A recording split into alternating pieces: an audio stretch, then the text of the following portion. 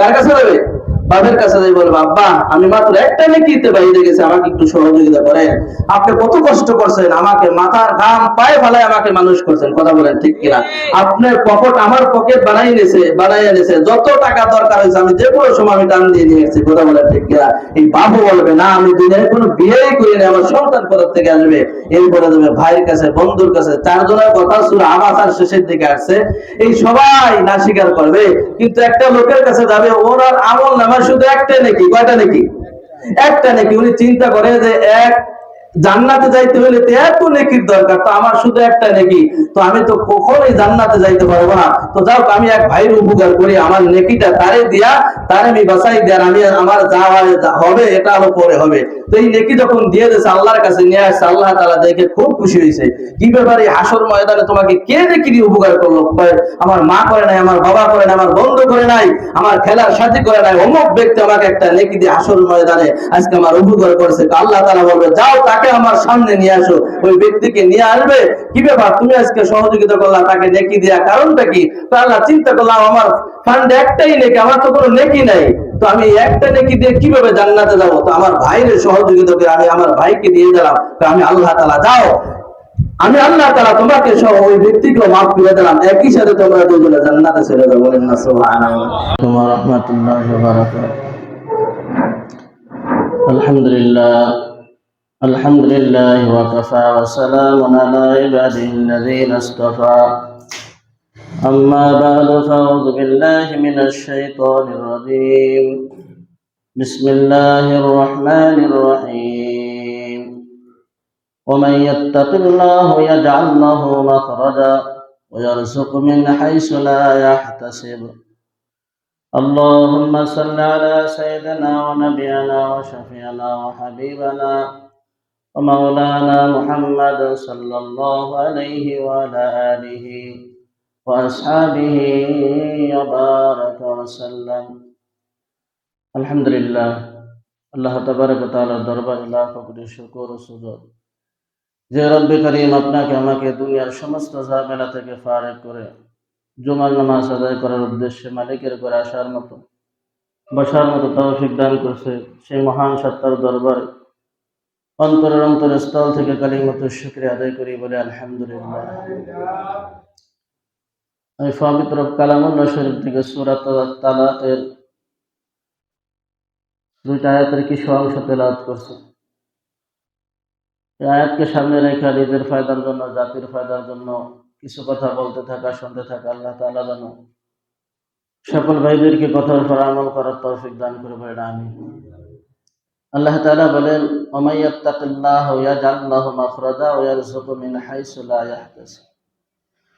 যে ব্যক্তি নাকি আল্লাহ তাআলার উপর ভরসা করে, তার উপর ভরসা করবে সব সময়ের জন্য, সব সময় আল্লাহ তাআলা যে হালাতেই লাগে না কেন, ওই হালাতে আল্লাহ তাআলার মালিকের উপর ভরসা করা চাই।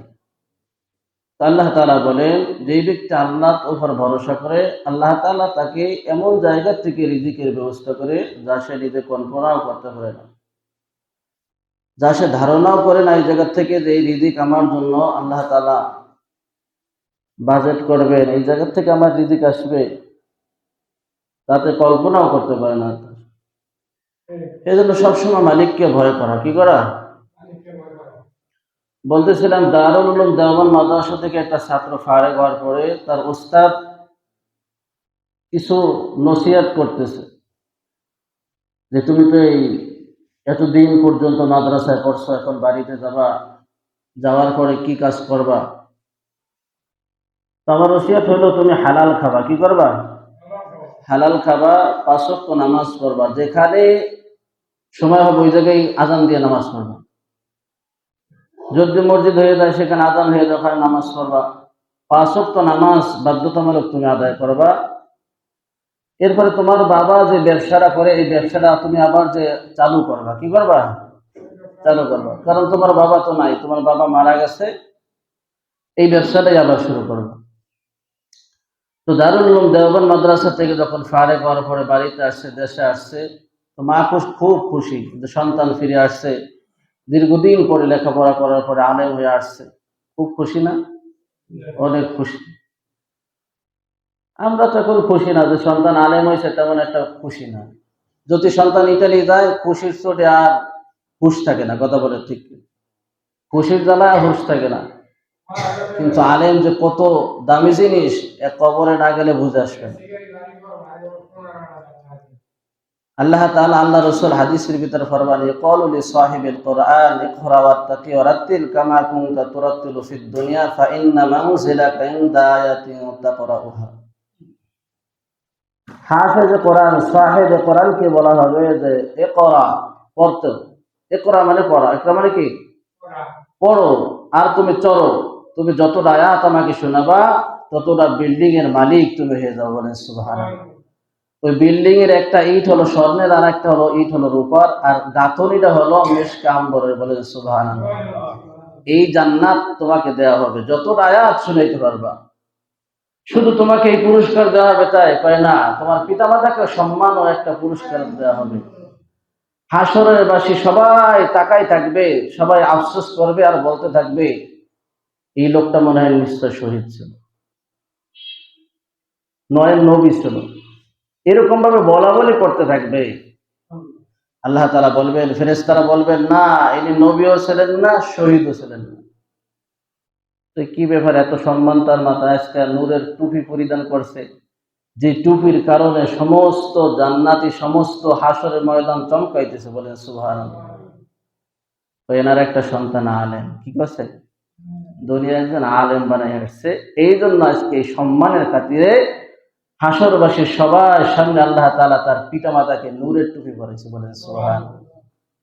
তো দাম কি দুনিয়ার দানে আখিরাতের দাম?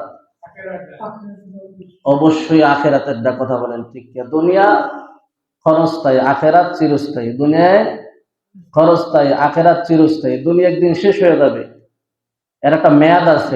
এই কয়দিন দুনিয়া টেকবে, এরপর এক সেকেন্ড এই দুনিয়া রাখা যাবে না। কথা বলেন ঠিক। কিন্তু আখিরাতের তো কোনো মেয়াদ আর সীমা নাই, আছে কি? যার শুরু আছে, কোনোদিন শেষ হবে না। এই জন্য দুনিয়ার থেকে আখিরাত অনেক দামি জিনিস, জান্নাত অনেক দামি। কথা বলেন ঠিক কিনা? এই জন্য মেরে দুস্তর বুজুর্গ, মা তো খুব খুশি যে আমার মতো মা কয়জন হইতে পারে, যে আমার সন্তান আমার জানাজার নামাজ পড়াবে। এর চেয়ে আর কিছু আছে? এই জন্য মা খুব খুশি এবং বলতেছে, বাবা তো তুমি আলেম হয়ে আসছো, আমি খুব খুশি হয়েছি। তো মারে বলতেছে, মা আমার ওস্তাদ যে আমাকে একটা সবক দিয়েছে, সবকটা হলো আমার বাপ যে ব্যবসা করতো সেই ব্যবসা আমাকে আবার চালু করতে গেছে। এই ব্যবসা করতে হবে আমার। আমার বাবা কি ব্যবসা করতো সেই ব্যবসাটার নাম বলে। কেন, ওর বাপ যে ব্যবসা করতো সেই ব্যবসা তো ওর দ্বারা মানায় না। কি করে না? মানায় না। কিন্তু ওর বাবার একটা ব্যবসা ছিল যে পরের ঘরে ডাকাতি কইরা মাল লুটপাট করা আনার কাজ, এই ছিল ওর ব্যবসা। এটা কি ভালো না খারাপ? খালি খারাপ না, জঘন্য খারাপ? এই কাজটি একটা মৌলবী করতে পারে বলে?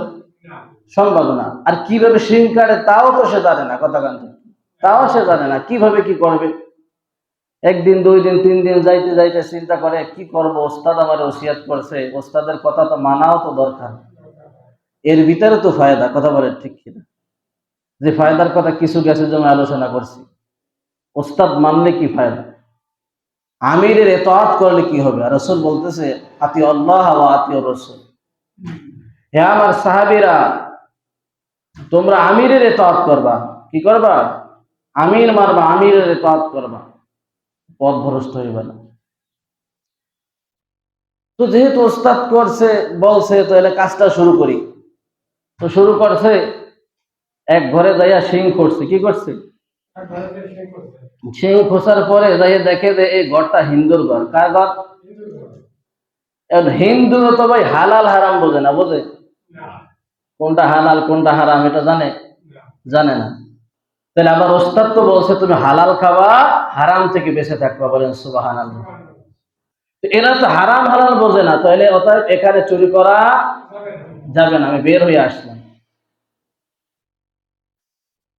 পরের দিন আবার কিছুদিন যাওয়ার পরে আর একটা ঘরে শিং কেটে ঢুকছে। ঢোকার পরে দেখে যে এই ঘরে মাল আছে। কি আছে? মাল আছে, কিন্তু মাগার একটা টাকার গায়ে লেখা যে এই টাকার জাকাত দেওয়া হয়েছে, এই টাকার জাকাত দেওয়া হয় নাই, এই টাকাগুলা রাতভর গোনা বসা করতেছে। অর্থাৎ যেই টাকার জাকাত দেওয়া হয়েছে, জাকাতের মাল, এই মাল তো আমার জন্য হালাল না। মাসলা খুব বুঝেন, এই মাল তো আমার জন্য হালাল না, আর উস্তাদ বলছে হালাল খাইতে, অতএব এই টাকা আমার না। আর যেই টাকার জাকাত দেওয়া হয় নাই, এটার ভিতরে তো গরিবের হক আছে, আছে না নাই? তো এই অবস্থায় রাত প্রায় পোহায় যাবে, ফজরের আজানের সময় হয়ে গেছে। কি হয়ে গেছে? তো ওই সেই জমিদারের বাড়িতে ওই ছাদে বসে আজান দেওয়া শুরু হয়ে গেছে। বলেন আল্লাহু আকবার। কি করছে? আজান দেওয়া শুরু হয়ে গেছে। এবার চিন্তা করলো কি ব্যাপার, ইমাম সাহেব আজান দেবে মসজিদে, মুয়াজ্জিন সাহেব আজান দেবে মসজিদে, কিন্তু আমার 3 তলায় কে আজান দেয়? বলেন না সুবহানাল্লাহ। তো 3 তলায় যখন আজান দেছে, আজানের শব্দ হইয়া তাড়াতাড়ি লাফ দিয়ে উঠছে। কি ব্যাপার, কি হইল? ওঠার পরে দেখে যে হুজুর এইভাবে আজান দিতেছে। কি ব্যাপার, আপনি কি এখানে আজান দেন? যে কি আজানের জায়গা? তো সবকিছু আমি পরে বলবো, আগে আসেন, ওযু করেন, নামাজ পড়ি, নামাজের সময় হয়ে গেছে। বলেন আল্লাহু আকবার। ইন্নাস সালাতা তানহা আনিল ফাহশাই ওয়াল মুনকার। আল্লাহ তাআলা কোরআনের ভিতরে বলতেছে, নামাজ নিশ্চয় অশ্লীল, খারাপ, বেহুদা কাজ থেকে ফিরাই রাখে। বলেন সুবহানাল্লাহ। তো আমরা সেভাবে নামাজ পড়তে পারি না। কথা বলেন ঠিক কি? হাজার হাজার মানুষ চণ্ডীপতি মাদ্রাসায় আল্লামা হাসান জামিল হাত উঠেছে। এখানে আমরা যারা আসছি সবাই তো আল্লাহকে বিশ্বাস করি। কথা বলেন ঠিক কি? তো সবাই আল্লাহকে বিশ্বাস করি, কিন্তু মানি না। যদি মানতাম, ঘরে আজকে টিভি চলতে পারতো না। কথা বলেন ঠিক কিনা? যদি আল্লাহকে আমি মানতাম, আমি সুদের টাকা হাত দিয়ে ধরতে পারতাম না। যদি আল্লাহকে আমি মানতাম, পরের জমি আমি আত্মসাৎ করে খাইতে পারতাম না। অতএব আমি মুখে বলে একটা, অন্তরে করে আর একটা। কথা বলেন ঠিক? সব ধরা খাই গেছে। সব ধরা খাইছে কি খাই নাই? বলেন আল্লাহকে মানে, মুখে বলে একটা, অন্তরে আর একটা। এর নাম হলো মুনাফিক। এর নাম কি? এর নাম মুনাফিক। আল্লাহ মাফ করুক, আমাদেরকে হেফাজত। তো নামাজ পড়েন, নামাজের সময় হয়ে গেছে। নামাজ যখন পড়লো, কি ব্যাপার মৌলবী এখানে এসে আজান দিছো, কারণটা কি? কয়েক কারণ হইলো, শোনেন। আমার ওস্তাদের একটা সবক নেমে দারুল উলুম দেওবন্দ থেকে আসছি। আমার ওস্তাদ বলছে সবসময় নামাজ পড়বা, 5 ওয়াক্ত নামাজ পড়বা, সময় মতো যদি সুযোগ হয় আজান দিয়ে নামাজ আদায় করবা। আল্লাহু আকবার। হালাল খাবা, হারাম থেকে বেঁচে থাকবা। কিন্তু আমার বাপ একটা ব্যবসা করছিল, যেই ব্যবসার আমার ওস্তাদ এই শিক্ষা দিয়েছে, বলছে তুমি এই ব্যবসাটা আবার চালু করবা। আমি এই ব্যবসা করার জন্য আসছি, আমাকে আল্লাহর রাস্তে মাফ করবেন। জমিদার বলে যে আমার একটা রূপণী, আমার একটা কন্যা আছে, যে কন্যাটার ভালো একটা ছেলের সাথে বিবাহ দেব। এতদিন পর্যন্ত একটা ভালো ছেলে খুঁজতেছি, তোমার মতো ভালো ছেলে আর পাই নাই। তুমি কি রাজি আছো আমার মেয়েটাকে তুমি বিবাহ করবা, আর আমার সম্পত্তির মালিক তুমি হয়ে যাবা?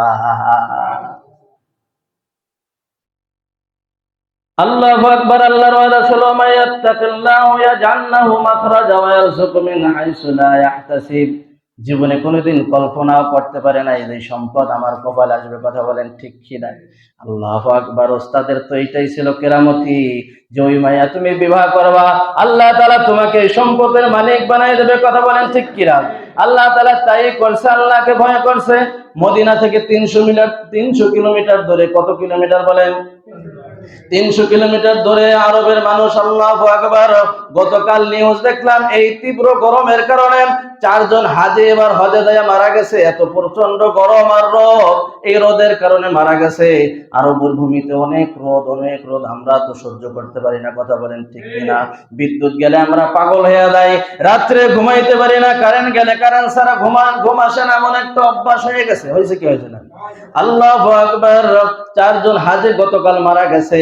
আল্লাহু আকবার। স্ট্রোক করে মারা গেছে। আল্লাহু আকবার। এই গরমের কারণে এতটা গরম, মরুভূমিতে আরো গরম, দিনের বেলা বের হওয়া যায় না। এক যুবক এইরকম ভাবে একটা খেজুর বাগান বানাইছে। এই খেজুর বাগানে বিকাল টাইমে পানি দেয়, মশক ভরা পানি রাখে ওই জায়গা। এক ভদ্রলোক, এক মুরব্বী একটা উট নিয়ে ওইখানে গেছে। এই আসরের সময়, আল্লাহু আকবার, আসরের সময় যখন হয়ে আসছে, উটটা গাছের সাথে বাইন্দা এবার মুরব্বী গাছের ছায়া একটু বিশ্রাম করতেছে। দেখি একটু ঠান্ডা হইলে, আবহাওয়া ঠান্ডা হইলে তারপর আবার গন্তব্য ফিরবো। কিন্তু উট ওই গা রশি ছিঁড়া যাইয়া অন্যর খেতে যাইয়া ফসল খাইছে, এমন ঘটনা ঘটেই না? ঘটে না? ঘটে কি ঘটে না? আল্লাহু আকবার। এই যখন ফসল খাইছে, ওই খেজুর বাগানের খেজুর গাছ খাইয়া ফেলাইছে, ওই যুবক দেখতেছে যে ওই উটে খাইছে খাইছে, এটা সহ্য না করতে পেরে একটা পাথর নেছে, পাথরটা নিয়ে ওই উটের মাথায় নিক্ষেপ করছে। কিন্তু যুবকের উদ্দেশ্য ছিল না যে উটটা মারা যাবে, এইটা তার উদ্দেশ্য ছিল না। খোদা না খাস্তান উট ওই একই পাথরে মারা গেছে। উট যখন মারা গেছে, এখন উটের যে মালিক সে তো ঘুমাই রয়েছে। কে রয়েছে? সে ঘুমাই রয়েছে। যুবক এবার চিন্তা করে, মরুভূমিতে আমার কেউ দেখবে না, আমি যদি এখন পালাই যাই, যাওয়াটা সহজ হবে না কঠিন হবে? সহজ হবে। কথা বলেন ঠিক কিনা? সহজ হবে। কেউ নাই, উটের মালিকদের সে ঘুমান্ত, কেউ দেখবে না মরুভূমিতে আমি তার উট মারছি, আমি অপরাধ করছি। কথা বলেন ঠিক কিনা? অপরাধ করছে, কিন্তু কেউ দেখবে না। আমার আল্লাহ তো আমার দেখতেছে। আল্লাহ দেখি কি দেখেন না? আল্লাহ তাআলা দেখতেছে। আল্লাহ তাআলাকে ভয় কইরা যত সময় পর্যন্ত মুরব্বি ঘুম থেকে না জাগবে, তত সময় পর্যন্ত ফয়সালা না করা পর্যন্ত আমরা এখান থেকে আমি যাব না। বলতেছে মুরব্বি যখন ঘুম থেকে উঠছে, ওঠার পরে এবার জিজ্ঞাসা করলো মুরব্বি, এই উটকার? বলতেছে আমার উট। এবার যখন বলছে যে আমার উট, এইটা বলার সাথে সাথে ওই যুবক আর একটা ঘুষি মারছে। কি করছে? আর একটা যখন ঘুষি মারছে, ওই একই ঘুষিতে একই জায়গায় ওই মুরব্বি জায়গায় শেষ হয়ে গেছে। এবার চিন্তা করলো, কি করলাম? উট একটা মারলাম, মানুষ আবার আর একটা মারলাম। আমি যদি এখন পালাই যাই, কেউ দেখবে না, কিন্তু হাসরের ময়দানে তো আমি বাঁচতে পারবো না। আমার আল্লাহ তাআলা তো আমার হিসাব নিকাশ নেবে, আমার বিচার করবে। কথা বলেন ঠিক কিনা? তো উটের মালিক, এই মুরব্বির মালিক, যারা গার্জিয়ান আছে, যারা অভিভাবক আছে, তারা তো অবশ্যই আসবে। আসবে কি আসবে না? ওই যুবক, ওই সন্ধ্যা ঘনায় গেছে, মাগরিব যখন হয়ে গেছে, এখন পর্যন্ত উট নিয়ে বাড়ি যাইতেছে না। তার তাগড়া তাগড়া দুইটা সন্তান এইভাবে মক্কার জমিন থেকে আসতেছে হাঁকাইয়া হাঁকাইয়া। উট নিয়ে কি ব্যাপার, আমার বাবা এখন আসলো না, উট নিয়ে কোথায় কি বিপদে পড়ে গেছে? সন্তান এইভাবে খুঁজতেছে। কথা বলেন ঠিক কিনা? খুঁজতে খুঁজতে যাইয়া দেখে যে উট পাশে মইরা রয়েছে, আর তার বাপও মইরা রয়েছে। এবার বলতেছে, হে যুবক, কি হয়েছে বলো? কয় যে আমি যে অপরাধ কইরা আসরের থেকে নিয়ে মাগরিব পর্যন্ত বইসা রয়েছি, খবরদার ওই অপরাধ তোমরা করবা না। তোমার বাপের উট আমি মারছি, তোমার বাপরেও আমি মারছি, কারণ আমি সহ্য করতে পারি নাই। যুবকের হলো রক্ত গরম। কি গরম? কথা কান ঠিক কিনা? সহ্য করতে পারি নাই, আমার ফসল খাইছে, এটা সহ্য করতে পারি নাই, এই জন্য আমি একটা পাথর মারছিলাম উটের গায়ে, উটটা মারা গেছে। আমি একটা বসিয়ে দিয়েছিলাম তোমার বাপরে, মনে করছিলাম যে কিছু হবে না, তাতেও সে মারা গেছে। খবরদার, কেসাসের পরিবর্তে কেসাস, হত্যার পরিবর্তে হত্যা। এখনো খলিফাতুল মুসলিমিন হযরত ওমর ফারুক রাদিয়াল্লাহু তাআলা ক্ষমতায় আছে, শাসনে আছে। যাও ওমরের কাছে যাও, ওমরের কাছে গেলে ওমর বিচার করে আমাকে ফাঁসি দিয়ে দেবে। আমিও বাইসা গেলাম, তোমরাও বিপদ থেকে উদ্ধার হয়ে গেল, তোমার যে মাকসাদ তাও হাসিল হয়ে গেল। কথা বলেন ঠিক কিনা? কত সুন্দর যুক্তি। কথা বলেন ঠিক কিনা? আমরা দুই ভাই যদি ওরে মারি, তাও মারা হবে, আর ওমরের কাছে গেলে ফাঁসিতে, তাও মারা হবে। মারা তো মারা, অতএব আমরা তো মাঝখানে বাইসে গেলাম। কথা বলেন ঠিক কিনা? আমার বাপের বিচার, হত্যার বিচার হয়েই গেল। ঠিক আছে, চলো ওমরের দরবারে যাইতেছে। ওমরের দরবারে যাইতেছে খলিফাতুল মুসলিমিন হযরত ওমর ফারুক রাদিয়াল্লাহু তাআলা আনহু এই যুবককে দেখা এবার জিজ্ঞাসা করতেছে, যুবক কেন আসছো, কি ব্যাপার, কি অপরাধ? আমিরুল মুমিনিন, এই কাহিনী, এই ঘটনা। আমি চাই পরিষ্কার হয়ে কবরে যাইতে চাই, কারণ আমি মৃত্যুবরণ করবো, এটা আমি জানি, ভালো করে বুঝি। কথা বলেন ঠিক কিনা? আমি যত বড় বাহাদুরি করি, যত বড় জমিদারি করি না কেন, এই পৃথিবীতে 4জন বাদশা ছিল। কয়জন বাদশা বলেন? 4জন বাদশা, 2জন হলো কাফের আর 2জন হলো মুসলমান। এই পৃথিবীটা চালাইছে, এই পৃথিবীটা রাজত্ব করেছে। আজ তাদের অস্তিত্ব নাই, আজ তারা কবরে শুয়ে রয়েছে। কথা বলেন ঠিক কিনা? আর তুমি আবার কিসের মাতুব্বার? তুমি আমি কিসের মাতবার? কিসের জায়গা আর কিসের জমি, কিসের বিল্ডিং আর কিসের বাড়ি নিয়ে তুমি অহংকার করো? তোমার অস্তিত্ব কি হবে? কাল পরশুদিনকে হুজুর বলতেছিল চন্দ্রপতি পীর সাহেব, যে বিশাল এক কোটিপতি কবরস্থানে গেলাম, কবরস্থানে কবরটা ফাইটে গেছে, হুজুরকে নিয়ে দোয়া করাইতেছিল যে হাড্ডি গুড্ডি চামড়া থেকে আলাদা হয়ে গেছে, আলাদা হইয়া এবার ওই পোকা ওই হাড্ডি খাইতেছে, পাউডার বানাইয়া লাইছে।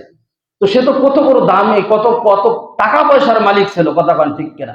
তো বলেন তো, আজকে টাকা পয়সা কি তারে বাঁচাইতে পারলো? আজকে তার হাড্ডি মাংস সব আলাদা হয়ে গেছে। আজকে হাড্ডির ভিতরে আজকে কিরা খাইতেছে, আজকে কিটে কীট পতঙ্গ খাদ্য হয়ে গেছে। কথা বলেন ঠিক কিনা? তোমার আমার অবস্থা কি হবে আল্লাহই ভালো জানে। এই জন্য অহংকার করা যাবে না। কি করা যাবে না? দাম্ভিক করা যাবে না, অহংকার করা যাবে না। আল্লাহ তাআলা যত সময় রাখে, আল্লাহ তাআলা ভালো মানুষ হয়ে যেন মরার তৌফিক দান করে। বলেন আমিন। মানুষ যেন বলে লোকটা মারা গেছে ভালো ছিল, লোকটা মারা গেছে ভালো ছিল। এটা একটা দোয়া, এটা একটা কি হতে পারে। এই কথার ডুবের কারণে তোমাকে মাফ করতে পারেন আমার আল্লাহ তাআলা। এমন যেন না হয়। আল্লামা শামসুল হক ফরিদপুরি রহমতুল্লাহ আলাইহি বলছেন, এমন জীবন তুমি করিও গঠন, মরিলে হাসিবে তুমি কাঁদিবে ভুবন। বলেন সুবহানাল্লাহ। কত সুন্দর ছন্দ মিলে গেছেন। কথা বলতে এই জন্য এমন একটা জীবন আমরা গড়ার দরকার আছে না নাই? মরবো তো অবশ্যই, মরতে হবে না হবে না? আমিরুল মুমিনের কাছে যখন গেছে, এই যুবককে দেখে আমিরুল মুমিন আফসোস করতেছে, এত সুন্দর সোনার যুবককে তো হত্যা করে মারা যায় না। কথা কেন ঠিক কিনা? রোম পারস্য যুদ্ধ চলতেছে, এমন একজন যুবক যে আমার কত প্রয়োজন। একমাত্র খলিফাতুল মুসলিমিন হযরত ওমর ইবনুল খাত্তাব রাদিয়াল্লাহু তাআলা আনহু জানে, আর কেউ জানে না। কথা বলেন ঠিক কিনা? যুবক, তোমার কোনো দেখে সুরত তালাশ করতেছে, বাঁচানোর কোনো রাস্তা আছে কি? যে তুমি তো মারা যাওয়া, ফাঁসির কাস্টে ঝোলবা, এখন তোমার কোনো পাওনা দাওনা আছে কি? তোমার কোনো আবদার আছে কিনা? আছে। কথা বলেন ঠিক কিনা? ফাঁসির আসামি যখন কাঠগড়ায় দাঁড়ায়, তখন জিজ্ঞাসা করে না, তোমার কিছু খাইতে মনে চায়, কেউ দেখতে মনে চায়? এইভাবে জিজ্ঞাসা করতে। আমিরুল মুমিনিন, আমার কিছুই মনে চায় না, তো ওই পল্লী বেদুনে কিছু টাকা পয়সা আমার কাছে আমানত আছে, আমার কাছে কিছু মানুষ টাকা পাবে করজে হাসানা, আমার মন চায় আমি তো কবরে যাব, আমি এই ঋণগুলা পরিশোধ করে আমি মরতে চাই, আমাকে 1 মাসের ছুটি দিয়ে দেন, আমি এই ঋণগুলা পরিশোধ কইরা আবার টাইম মতো আপনার কাছে আসবো, আমাকে ফাঁসি দিয়ে দেবেন, আমার কোনো আফসোস নাই। বলেন সুবহানাল্লাহ। টাইম শেষে কয়দিন? এখন বলে যে এই 1 মাস টাইম দিলে এই আসামি যদি পলাই যায় আর আসবে? বাংলাদেশের আসামি না আসতে পারে, কিন্তু নবীর রসুলের সাহাবীরা আসবে। কথা বলেন ঠিক?